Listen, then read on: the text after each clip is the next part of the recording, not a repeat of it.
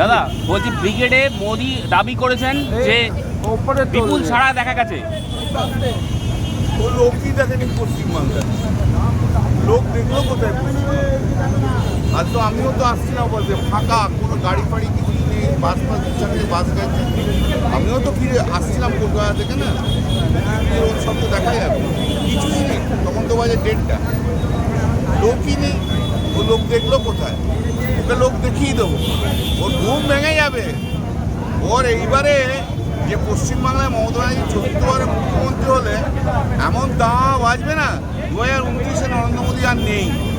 তৃণমূলকে বলেছে যে চুন चुन कर बदला लेंगे। अरे चुन चुन के क्या बदला लेंगे मोदी जी? आप तो अमेरिकन प्रेसिडेंट का पास तो सीट द्वारा गिरा दिया। चुन चुन के क्या बदला लेगा? क्या बदला लेगा? मारेगा क्या? हाँ, चुन चुन के क्या बदला लेगा मोदी जी? CISF भेजकर मारेगा हम लोग को। देख लो, ये है बंगाली का ब्लड, ये गुजराती का ब्लड नहीं है, समझा मोदी जी? चुन चुन का बदला का चुन चुन के खा लेगा तुमको। মোদির সবার আগে শশীবাজার বাড়ি ভাঙচুর করা হলো। মোদির সবার আগেই একদম শশীবাজার বাড়ি ভাঙচুর করা হয়েছে। শশীবাজার বাড়িতে ভাঙচুর করেছে এই তো নরেন্দ্র মোদী, এসব শিখিয়ে দিয়ে আসছে।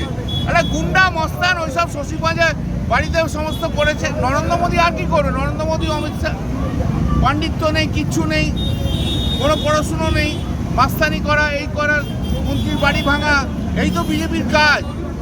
নরেন্দ্র মোদী সব শিখিয়ে দিয়ে আসে। चुन चुन का बदला हमें लगेगा मोदी जी, रहेंगे ना इलेक्शन का दिन, रिजल्ट का दिन, वो दिन रहेंगे थोड़ा।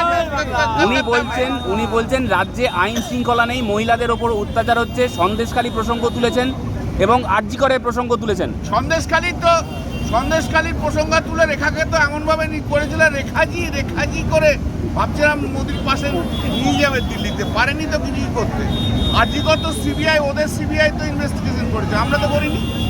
আমরা যতটা করেছিলাম তারপর তো এতটুকু প্রোগ্রেস নেই। ওর লজ্জায় ইয়েতে পুকুরে জলে ঢুকতে মরে যাওয়া উচিত, ও কিচ্ছু করতে পারে না। হ্যাঁ, মানে ব্যর্থ প্রধানমন্ত্রী ভারতবর্ষে। গ্যাস নেই, কিচ্ছু নেই, গ্যাসের দেখা নেই।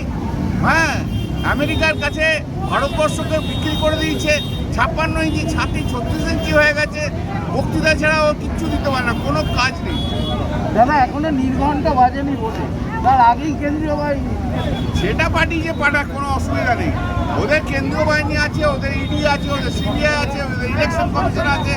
আমাদের পশ্চিমবাংলার 12 কোটি মানুষ মমতা বন্দ্যোপাধ্যায়ের সঙ্গে। কাটমানি না দিলে তৃণমূল কোনো কাজ করে না, পরিষেবা দেয় না সাধারণ মানুষকে।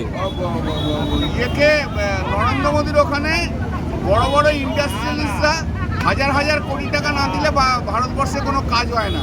কয়েকটা ইন্ডাস্ট্রিয়ালিস্টের টাকা ছড়ে সারা বিজেপি পার্টিটা চলছে, মোদি চালাচ্ছে। যুবকরা ডিগ্রি পাচ্ছে না, মানুষ কাজ পাচ্ছে না, ভারতবর্ষে কোথাও পাচ্ছে না। ভারতবর্ষ থেকে 5.5 কোটি আনস্কিল্ড লেবার কেন সারা বিশ্ব রয়েছে? নরেন্দ্র মোদীকে জিজ্ঞেস করুন। একটা ব্যর্থ প্রধানমন্ত্রী, একবারে ব্যর্থ প্রধানমন্ত্রী, যা তা খুশি মাল, একবারে যাচ্ছে তাই। মমতা বন্দ্যোপাধ্যায় একটা সভা থেকে একটা সম্প্রদায়ের কথা উল্লেখ করেছে, সে নিয়েও কটাক্ষ করেছে। একটা কমিউনিটির বিরুদ্ধে, কমিউনিটির পক্ষে হয়ে কথা বলেছেন। মমতা বন্দ্যোপাধ্যায় সব কমিউনিটি, সমস্ত জাতি, সমস্ত ধর্মের লোকেদের সঙ্গে কথা বলে। ওর মতো হিন্দুত্ববাদ নয়, শুধু হিন্দুত্ব হিন্দুত্ব হিন্দুত্ব করে চলে না, ও ওরকম নয়।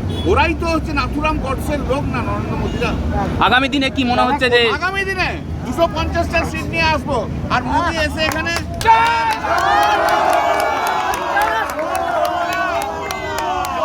নরেন্দ্র মোদীকে এমন করবো না, ওর সিগন্যাল বেরিয়ে যাবে 2029-এ, চুলফুল খাড়া হয়ে যাবে। এমন 250টা সিট দিয়ে জিতবো, আর এসে চাপে ওকে প্রধানমন্ত্রী ছেড়ে